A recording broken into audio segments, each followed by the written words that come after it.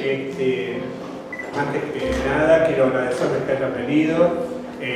La verdad que con el día, fin de semana largo, lluvia y demás, lo valoro doblemente que estén acá. Muchas gracias. Y bueno, la idea es un poco presentarles el nuevo libro. Es un poquitito más breve que el anterior, porque digamos que el anterior, bueno, era un libro que si le agregaba algún capítulo más había que llevarlo en carretilla. Tenía que venderlo con carretillas. Bueno, en la mesa me acompaña Alicia y Carlos. Alicia fue hasta este año la coordinadora de los talleres del Hospital Rivadavia y Carlos es un compañero de hace muchísimos años. Militamos juntos en el MOTRI, que es el Movimiento de Trabajadores Corporales para la Salud, que fue muy importante en Buenos Aires, que involucraba todo lo corporal, desde el yoga, la gimnasia consciente, masajes, absolutamente todo. Cumplió un rol muy importante. Además, es director de la Escuela Internacional de Chikung y además es terapeuta y maestro de Shiatsu. Bueno, le cedo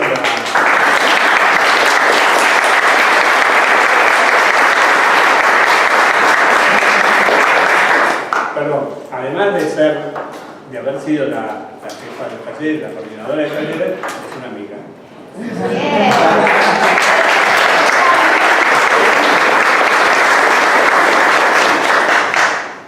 Buenos días, es un honor para mí estar hoy acá y estoy muy agradecida y muy emocionada. Bueno, escribí algunas cuestiones desde las tripas, así que voy a tratar de transmitírselo. Un señor al que admiro profundamente, Juan Carlos, compartió los otros días el siguiente pensamiento.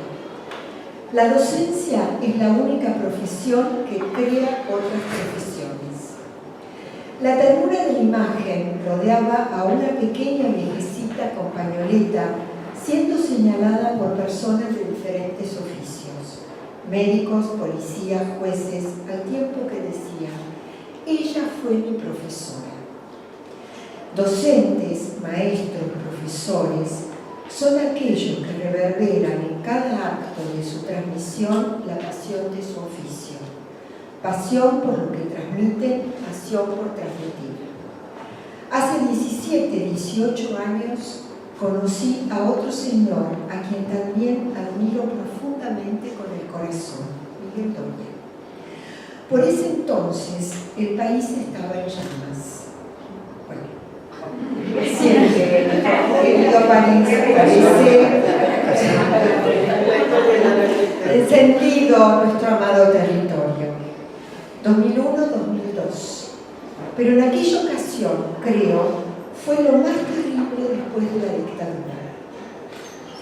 En el servicio de salud mental del Hospital Bernardino Rivadavia, como secuela de semejante desastre, nos encontrábamos con una situación psicosocial inédita, la desocupación. Esa terrible enfermedad social nos derivaba a personas que sin antecedentes de dolencias psíquicas, físicas ni psíquicas, concurrían a pedir sostén, ayuda y nos dejaba a los que trabajábamos allí sin respuesta, con poca posibilidad de entender cómo abordar una solución posible. El desempleo generó personas, entre ellas muchos hombres, que habiendo sido motores económicos de sus familias, de un día para otro, aún jóvenes, para el ámbito laboral, se veían sin trabajo, desplazados, con tiempo muerto, sin obra social, sintiéndose culpables de su situación, desvalorizados, concurriendo a atenderse a un hospital público cuando nunca antes lo habían hecho. Padecimiento subjetivo y familiar, depresión, trastornos físicos variopintos, desbaratadas las familias.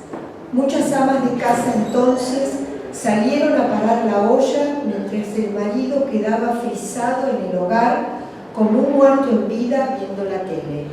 Las puertas del divorcio. Para el personal de salud de comienzo de los años 2000 era frustrante, nos paralizaba ver el efecto de un trauma social en las personas sanas.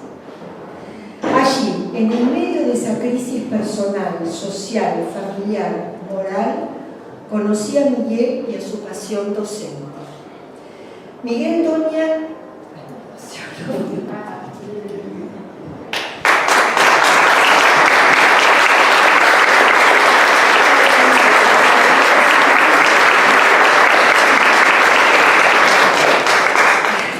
Miguel Doña llegó al hospital con su mochila de saber y generosamente se desparramó en sus alumnos con apetito de aprender, salir, crear, trabajar con ganas de sobrevivir. El taller de masajes Alma Zen Shiatsu, que funciona todos los jueves a las 13 horas en el Servicio de Salud Mental desde hace tantos años, a mi entender, en su origen fue una excusa.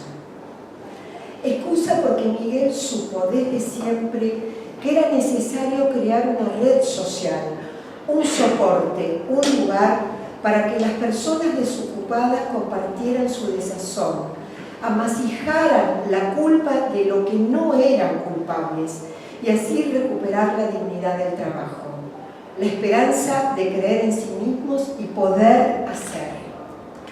¿Qué más se puede pedir a un docente sino el generoso reparto de su saber? Salieron los primeros profesionales de esa inmensa excusa y todo creció, se desparramó, fluyó, se multiplicó. La multiplicación no es una mera imagen. Hay que ver en los comienzos de años del curso la puerta del aula donde se dicta la clase agolpada de inquietos alumnos por lograr un lugar. Vienen de tantos puntos, de tantas historias, vienen de lo lejos de la vida. Lugar que ocupan los que ya cursaron su ciclo y retornan porque saben que en las clases de Miguel siempre se aprende, todo se renueva. Lugar que ocupan los tímidos novatos que seguirán el camino hasta lograr su cometido, muchas veces iniciar una fuente laboral. ¿No es fantástico que un lugar asociado con la enfermedad y la muerte, como es un hospital, se ofrezca vida, saber, crecimiento, salida, en fin, la alegría que implica el acto de enseñar y de aprender? Y en este caso, una camilla improvisada en el piso, sobre una mesa, entre las manos de Miguel, cada jueves se enciende la magia. No es una metáfora la multiplicidad al ver la cantidad de consultas que tenemos por distintas redes y medios para saber cuándo, dónde y cómo ingresar a los cursos de Shiatsu. De boca en boca, no hace falta nada más. Y hoy, este nuevo hijo escrito que Miguel nos presenta y que se le escapará entre otras manos, otros saberes, otros ejercicios, otros cuerpos. No hay acto más solidario que publicar un libro. El autor sabe que se desprenderá un pedazo de su carne y se multiplicará en saber de quien lo lea, para que prenda en otras carnes. Las clases de Miguel, su libro, representan un ritual de desgarro amoroso, solidario, que significa dar lo mejor para que otros crezcan y vuelen. Miguel Doña no es una viejecita con pañoleta. Pero estoy muy segura que desde diversos ámbitos otros profesionales lo señalan y dicen: ese fue mi maestro. Sí, sí.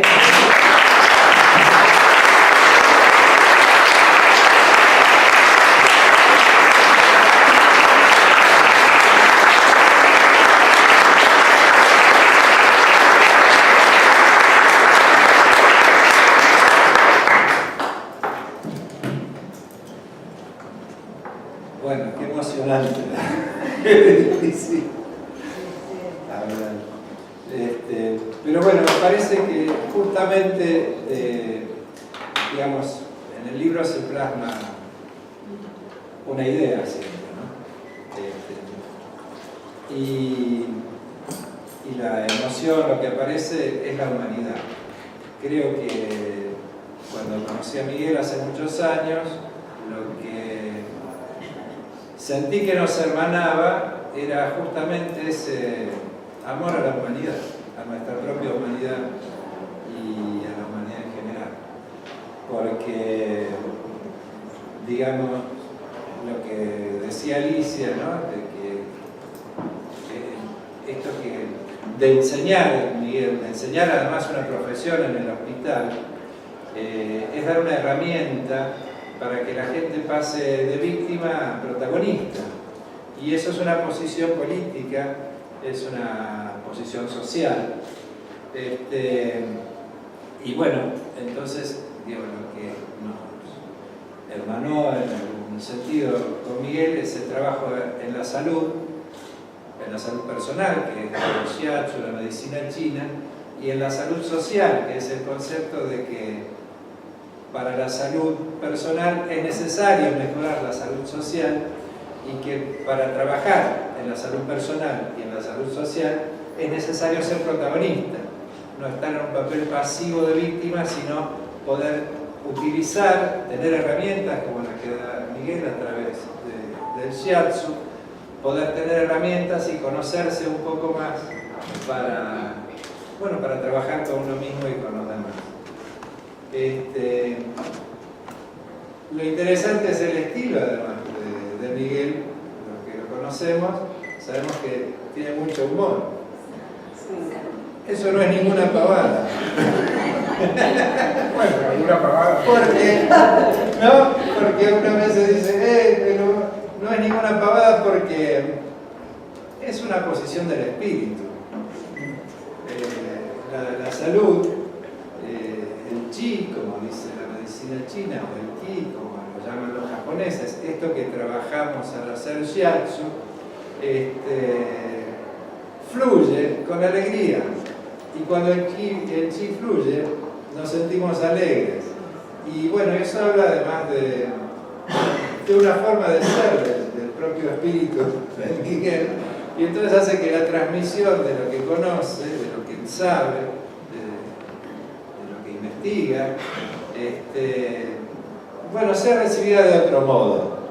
Uno recibe de otro modo las cosas cuando llegan con una sonrisa, donde está el afecto, que cuando llega de una forma académica o más rígida, lo cual tampoco está mal, sino que son distintos estilos. Y además esta alegría, o esta forma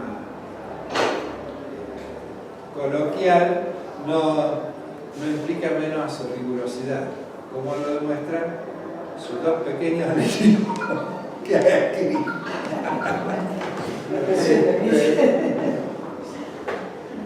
Con Miguel, como él dijo, compartimos muchos años. Trabajo en la comisión organizadora del Movimiento de Trabajadores e Investigadores Corporales para la Salud.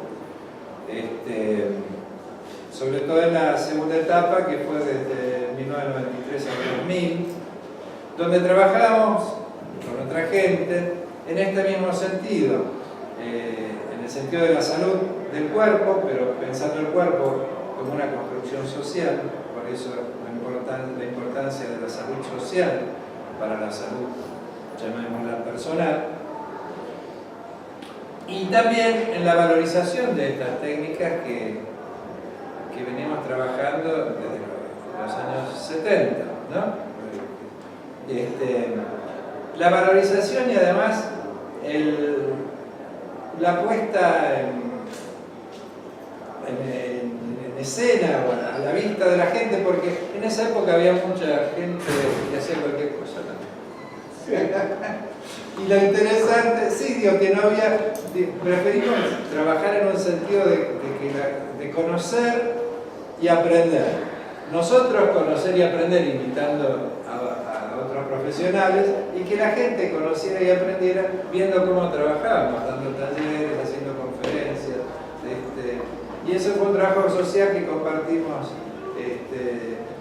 muchos años y que todavía rinde sus frutos. Espero que alguna vez podamos rescatar algo de eso.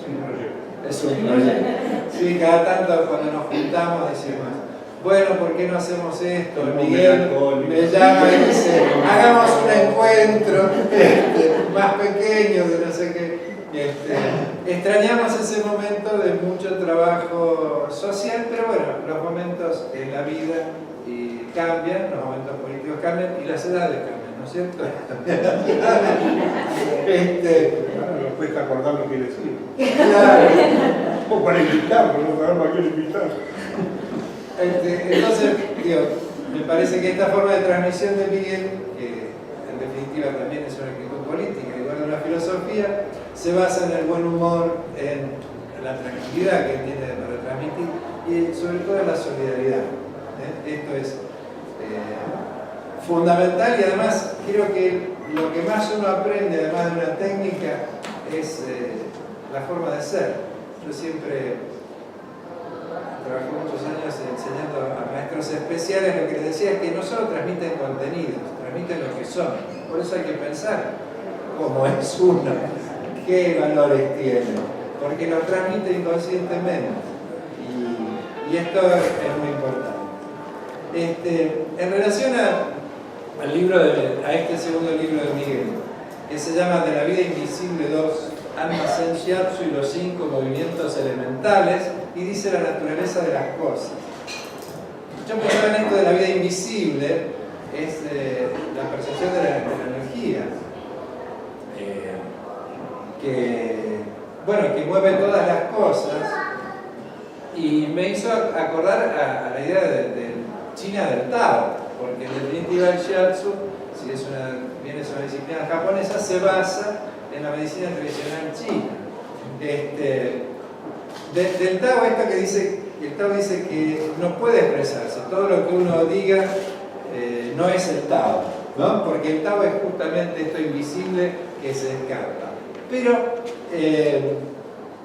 dice, es el enigma más profundo de la vida. Este misterio es la puerta por donde entran todas las maravillas. Yo creo que Miguel en su trabajo como docente y en los libros viene investigando esta vida invisible que mueve las cosas, que con los años también nos damos cuenta que es el corazón, ¿no? Que es la emoción lo que nos liga con los demás, algo que a veces entendemos y a veces no entendemos, pero que sí podemos percibir si nos sentimos bien o no nos sentimos bien. Y ¿no? En las acciones y en cómo compartimos las acciones. Esa vida invisible mueve el mundo. Y está presente la energía del trabajo, porque digamos, distintos terapeutas trabajando la misma técnica producen distintos efectos, porque uno transmite, vuelvo a decir, lo que es, transmite cómo se ha trabajado en la vida, cómo se mueve su energía en uno mismo, ¿sí? Eso transmite. Esa es la maravilla de los vínculos humanos, que me parece que lo que Miguel trabaja todo el tiempo, lo demuestra la gente aquí presente que está apoyando su feedback de tu trabajo, Él habla de los 5 movimientos, que es un modelo también chino del universo, donde relaciona todo lo que existe con 5 movimientos de la energía. Dice, el ojo se ciega ante también citando el Tao Te Ching, dice, el ojo se ciega ante los 5 colores, las 5 notas musicales aturden el oído, los 5 sabores tornan insensible el paladar, los objetos preciosos perturban la conducta. Por eso, el sabio, Miguel, actúa para el cuerpo, no para el ojo. Él actúa para el cuerpo, no para el ojo. Sí, como que rechaza el oropel y adopta esta actitud de la cosa integral. Esto no es un piropo, sino que es el fundamento del trabajo de la medicina tradicional china y del shiatsu. Trabajar con la persona entera. No trabajamos con un síntoma solo, trabajamos con la energía en general, desde nuestra energía en general. Y eso también es una conducta de vida. Por eso decía que el buen humor, la solidaridad y la tranquilidad con que Miguel se muestra o trabaja, tienen que ver también con su trabajo y con su forma de transmitir y de enseñar. Entonces, yo busqué un hexagrama de Li Qing, que es el libro de filosofía china, que me parecía que describía esto, y yo pensé en el lago. El lago es, el dibujo es un lago que está arriba de otro. El chiste es el siguiente: si un lago está solo, se va secando. ¿Por qué lo evapora? El sol. Pero cuando hay uno encima del otro que tiene que ver con compartir y la solidaridad, se nutren mutuamente. Eso me hizo acordar a las épocas de trabajo en el movimiento de trabajadores corporales y al estilo de Miguel de enseñar es compartir y es nutrir y nutrirse. Además, lo curioso es que yo decía que la vida invisible busca penetrar en un misterio, el misterio de la vida. Y el hexagrama dice: cuando uno ha descubierto un misterio, se alegra. No sé si no sabe, pero ha descubierto algo. Y entonces la serenidad, porque el lago se llama lo sereno, el lago, dice que la serenidad del lago significa alegrarse, que la serenidad viene por esta alegría de haber descubierto un misterio. Quizás yo estoy enlazando un poco arbitrariamente estas cosas, pero creo que lo describe. Y dice: cuando la verdadera alegría se basa en la condición de que por dentro haya firmeza y fuerza, y que en estas cualidades hacia afuera se presenten con suavidad y dulzura. El ánimo alegre es contagioso, por eso tiene éxito. Pero la alegría requiere como fundamento la constancia. 18 años enseñando en el hospital creo que indica cuán constante es su alegría. 40 años de profesión también, ¿cierto? Entonces creo que además es un momento que compartimos, que hay mucho para alegrarse. ¿Empezó? A los 2 años. Sí, es el único que practicó el shiatsu prenatal desde adentro. En las incubadoras muy famosas. Para terminar, quiero comentar que en la contratapa del libro de Miguel cierra con una frase que dice: el cielo, la tierra y yo vivimos juntos, y todas las cosas y yo formamos una unidad inseparable. Es una frase de Zhuangzi, que es un filósofo chino, nació en escuelas del pensamiento, pero creo que es el secreto que nos guarda Miguel, que vamos a encontrar en el libro. El cielo, la tierra y yo vivimos juntos, y todas las cosas y yo formamos una unidad inseparable. Todos somos uno, y la salud depende de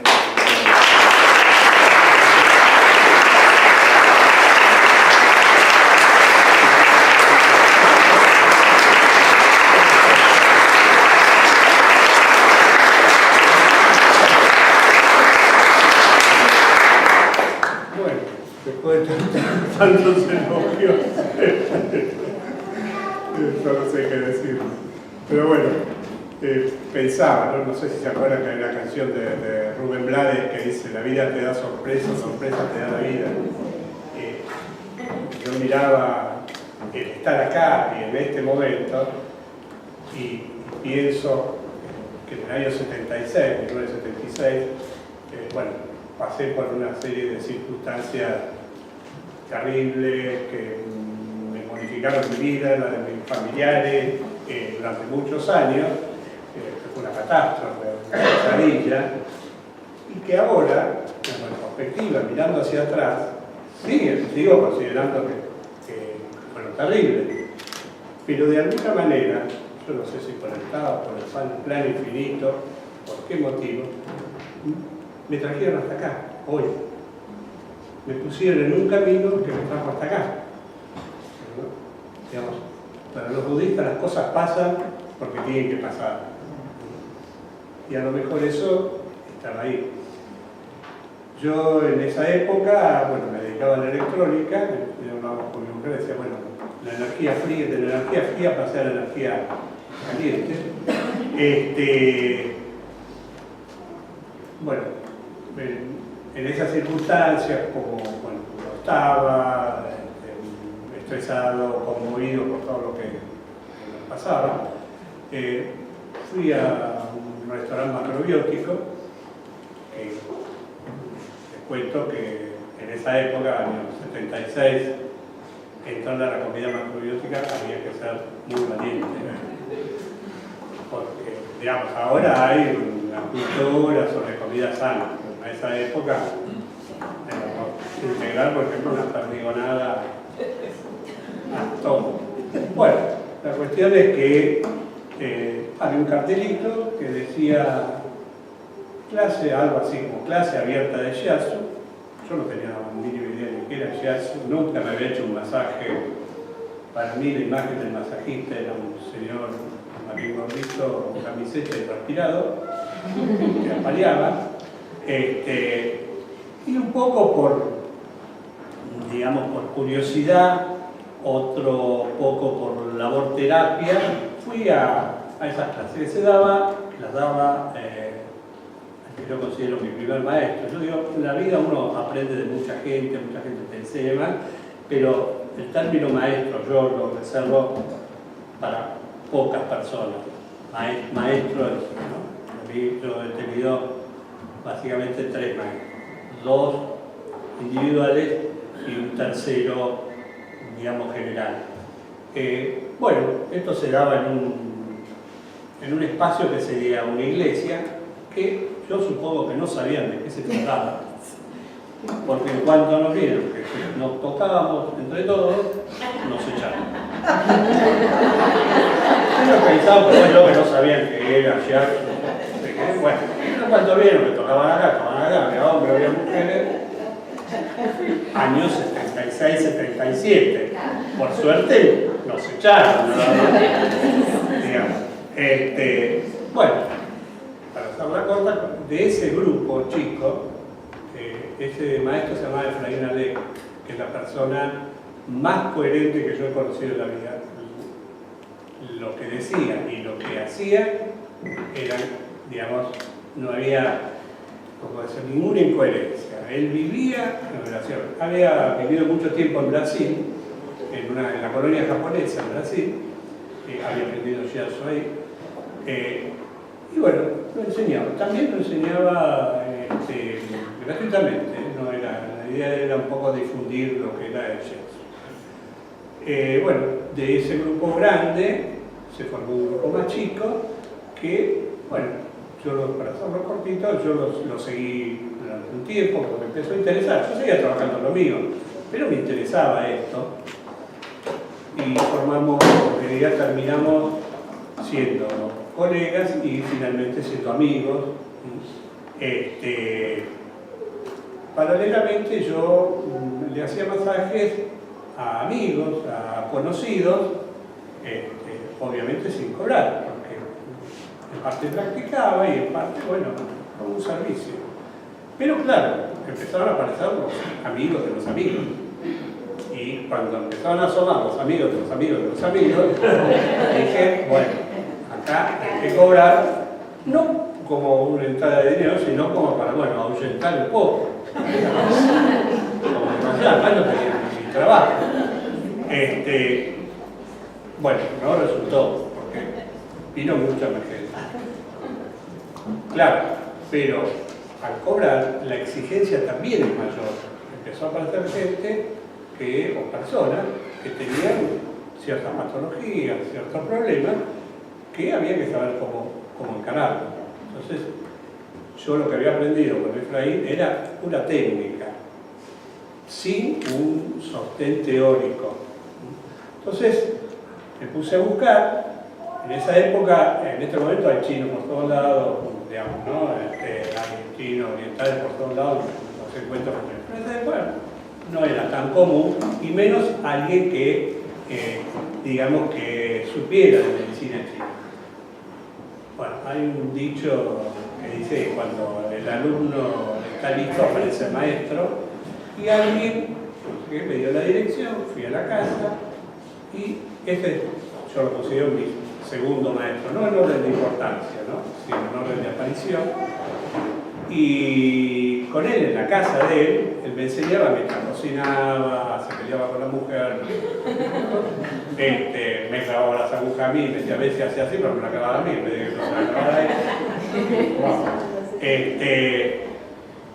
Con él estuve mucho tiempo, no en forma continua, sino interrumpida, sino que hacíamos el curso 4 o 5 meses, después volvía, una persona maravillosa. Era médico en Taiwán, se había venido a la Argentina por miedo al demonio rojo, ¿no? El demonio rojo, no el demonio rojo, sino el demonio rojo, que era el comunismo, que él decía que los comunistas iban a invadir Taiwán y le iban a buscar a él especialmente, no sé por qué, pero bueno, la cuestión es que cada referencia a la medicina china había un mensaje anticomunista. Está calado en eso. Te cuento esto porque era, la verdad que era muy ameno estudiar con él. Si uno también hablaba muy mal, no hablaba muy bien castellano. Bueno, la cuestión es que él me dio una base teórica muy importante de medicina china, que yo pude llevarla y trasladarla al shiatsu. Sobre el shiatsu, no sé, muchos de acá son alumnos, exalumnos, o algunos conocen un poco la historia del shiatsu, pero las raíces del shiatsu están en la medicina tradicional china. Cuando uno habla dice medicina tradicional china, habla como si la medicina tradicional china fuera una sola, y no existe una sola medicina tradicional.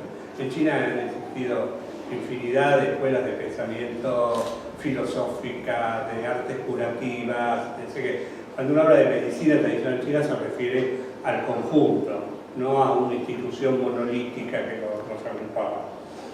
Es la medicina tradicional china, es la medicina más antigua que existe y que se sigue practicando, y que además ha tratado la salud de millones y millones de personas. O sea que algo, digamos, que no es un cuento chino, sino que, digamos, que es algo a tener en cuenta, como una alternativa más. Bueno, les decía, el shiatsu tiene su origen en Japón, que es una isla, está muy protegida de las invasiones y vivía, digamos, en un estado feudal, donde cada señor feudal, un shogun, se manejaba como se le cantaba. Estaba el emperador, que tenía un origen celestial, pero era como un semáforo a las 3 de la mañana, no sabía qué tal, pero nadie le daba bola. Pero cada uno hacía lo que quería. Hasta que se restablece la autoridad imperial y mandan un grupo de notables a estudiar a China. Ellos se traen de China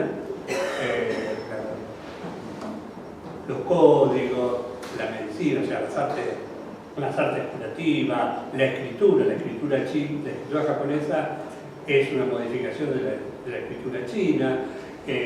Muchas de las ceremonias que los japoneses, si llegas a decir un japonés que es chino, empieza la Tercera Guerra Mundial.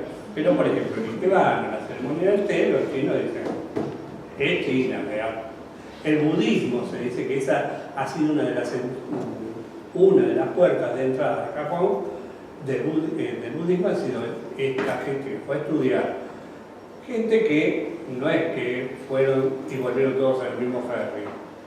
Y fueron y volvieron cada uno por la suya a distintos lugares de Japón. Entonces, todo esto se desarrolló de manera anárquica. Digamos que un maestro formaba sus discípulos en un lugar y practicaba la técnica del maestro y enseñaba esa técnica. Otro en otro lugar de Japón, otros hacían lo mismo. A principios del siglo XX, el gobierno de Japón decide unificar un poco todo esto y establece una serie de requisitos para la práctica del shiatsu. La única escuela, pero en la actualidad no es la única, pero en ese momento la única escuela que cumplió los requisitos fue la escuela de Namikoshi, y de ahí salió el estilo Namikoshi. El problema con esto es que Namikoshi tenía como objetivo, como sueño, llevar el shiatsu a todo el mundo, digamos, que se difundiera, y básicamente en Estados Unidos. Pero el problema es que si hablaba de tratamiento, de curar, de patología, entraba en lo que se llama práctica ilegal de la medicina. Y en Estados Unidos eso es complicado. Entonces le quitó todo lo que tenía que ver o lo relacionaba con la medicina china. Y lo hizo una técnica de digitopresión o de expresión que, digamos, es el responsable, de alguna manera, de que se conozca el shiatsu como una técnica de masaje, no como una terapia. Uno dice masaje shiatsu, y los libros, muchos textos, hablan de masaje shiatsu, no de una terapia. La gente se viene y piensa que con una sesión de shiatsu ya está. Y esto es una terapia, puede ser 1, 2, 3, 4, no sé la cantidad, pero no es estrictamente un masaje. De esta escuela salió un discípulo, que se llama Matsunaga, Susito Matsunaga, psicólogo, que fundó su propia escuela, que se llama la Escuela de Yokai, que se conoce como Zen Shiatsu, la escuela Zen Shiatsu, que volvió a las raíces de la medicina china y, digamos, su teoría, digamos, es la medicina china. Los meridianos, la energía, los puntos, el diagnóstico, todo lo que hace a la medicina china. La diferencia es que en vez de colocar agujas, lo que hacemos es presionamos con los pulgares, digamos, hacemos presiones con la mano, con el codo. Bueno, no voy a explicar ahora, tomen un masaje y se van a dar cuenta. En este momento es la más difundida en el mundo, es la menos organizada, porque la escuela de Namikoshi es la más organizada. Esta se expandió, pero es, digamos, la más difundida. Se llama Zen Shiatsu porque también toma como fundamento filosófico el Zen, la filosofía Zen. Bien, en China se practicaba, digamos, lo que nosotros llamamos medicina china. Acá en la Argentina uno dice voy a buscar un médico chino y busca a alguien que le ponga las agujas. Y medicina china no es acupuntura. Acupuntura es una de las técnicas que utiliza la medicina china, pero no es la única. Existe la mosquilución, o sea, quemar artemisas sobre los mismos puntos, el tratamiento con hierbas, yuyo, y la manipulación, el trabajar con las manos, lo que nosotros decimos masaje, que se llamaba amó, frotar, empujar, y actualmente en Japón pasó como amma, y actualmente se conoce, más conocido como tuiná, que también es el nombre de dos de las técnicas. Esto es el tuiná, el amma, es el antecedente del shiatsu. Cuando pasa a Japón, dentro digamos, de la transformación que sufre en Japón, le quitan ciertas, o se dejan de lado ciertas prácticas del amma y se toman otras y, digamos, sintéticamente esto es el shiatsu.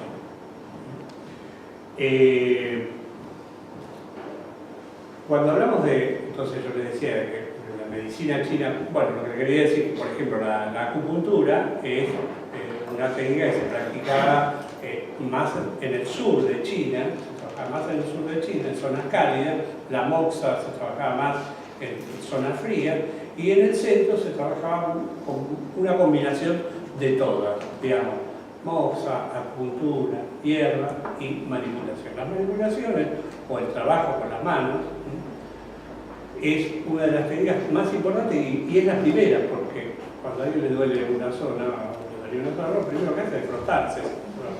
Después habrán descubierto que si además sobre ese lugar se provocaba calor, mejoraba o empeoraba, y si pinchaba, pasaba lo mismo. Y se supone que ese fue el desarrollo de la acupuntura, de la moxibustión.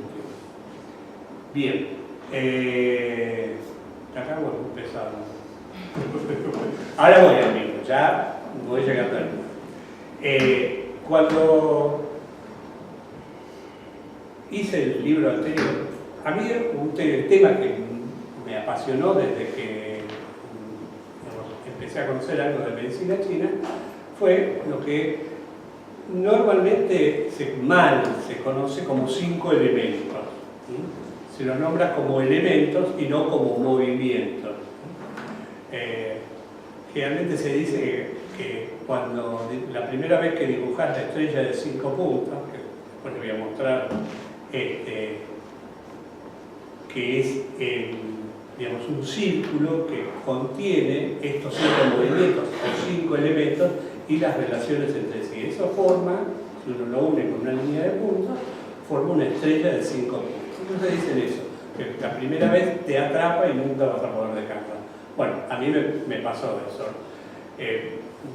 Más allá de, digamos, del efecto que parece mágico de la acupuntura o de la moxa,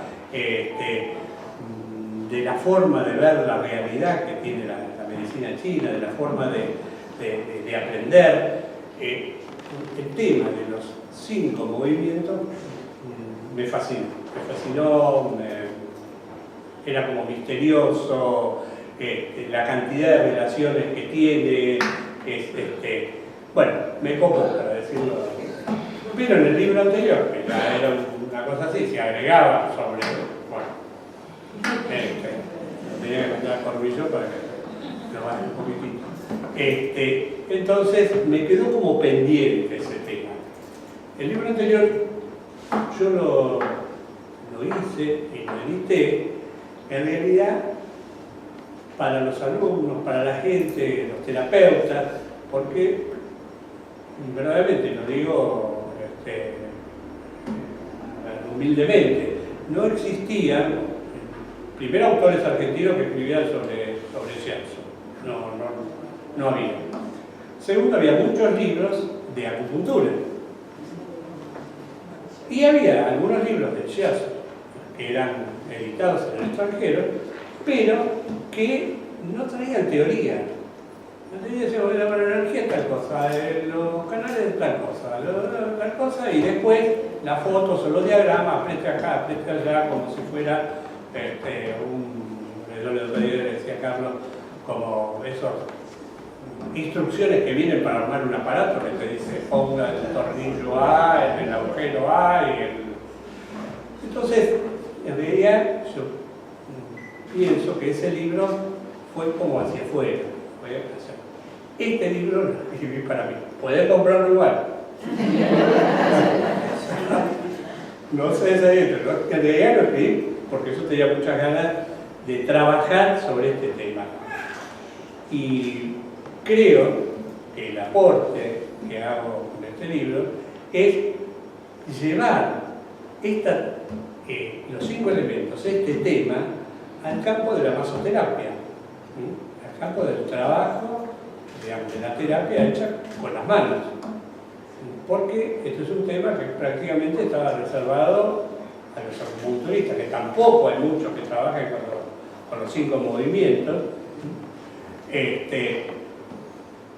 pero no como una herramienta más en el trabajo de masoterapia. Yo lo que pretendo no es suplantar la sesión de shiatsu. Creo que esta es una herramienta más en la sesión, que uno puede incorporarlo como una herramienta más, como una forma de trabajar, de agregar más, digamos, otro elemento terapéutico a la sesión de shiatsu, pero no reemplazar la sesión de shiatsu por esto, porque creo que dejaría de ser shiatsu. Bueno, Dani, si querés poner perdón la despertidad con los conceptos, pero la primera vez en mi vida que pongo un PowerPoint. Sí, va a ir pasando, no tiene mucho orden lo que voy diciendo, pero es un poco lo que hablamos acá. Bien, los antiguos chinos necesitaban observar, comprender y conocer la naturaleza para beneficiarse, digamos, tanto las poblaciones agrícolas como las que vivían en las ciudades, porque conociendo la naturaleza, ¿no? En general, cómo funcionaba el universo, eso le favorecía las cosechas, la vida, le evitaba peligros porque podían entender que podía venir una inundación, una zona de sequía. Entonces observaron la naturaleza, vieron que en la naturaleza había un constante movimiento y cambio, y que eso no se debía a un dios, a un creador, a una fuerza primigenia, sino que se debía al movimiento dinámico y cíclico de la propia naturaleza.